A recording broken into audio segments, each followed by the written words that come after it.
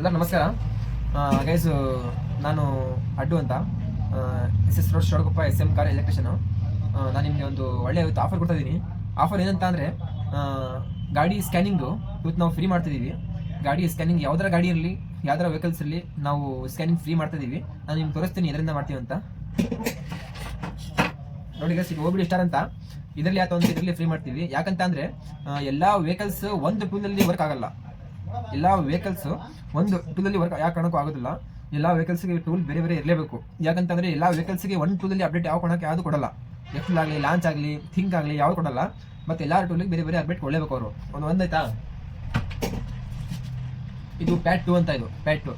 ಇದರಿಂದ ಆದ್ರೂ ಫ್ರೀ ನಿಮಗೆ ಸ್ಕ್ಯಾನಿಂಗ್ ಯಾವ್ದಾರ ಗಾಡಿ ಮಾಡ್ಕೊಳ್ಳಿ, ಅದ್ರ ಅಮೌಂಟ್ ಚಾರ್ಜಸ್ ಏನು ಇರೋದಿಲ್ಲ. ಮತ್ತು ಇನ್ನೊಂದಿದೆ,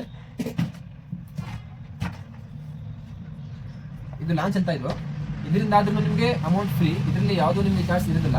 ಮತ್ತೆ ಒಂದು ಇನ್ನೊಂದು ಟೂಲ್ ಬರ್ತಾ ಇದೆ, ಹೊಸ ಟೂಲ್ ಬರ್ತಾ ಇದೆ. 2,80,000 ಟೂಲ್ ಬುಕ್ ಮಾಡಿದ್ದೀನಿ, ಬರ್ತಾ ಇದೆ. ಈ ತಾರೀಕು 11 ತಾರೀಕು ಬರುತ್ತೆ ಟೂಲು. ಅದು ಬಂದರೆ ಅದರಿಂದ ಅಪ್ಡೇಟ್ ಹಾಕ್ತೀನಿ. ಅದರಿಂದ ಸ್ಕ್ಯಾನ್ ಮಾಡಿದ್ರು ಫ್ರೀ ಇದೆ ನಿಮಗೆ.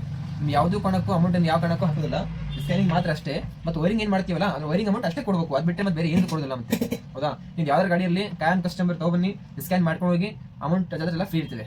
ಓಕೆ.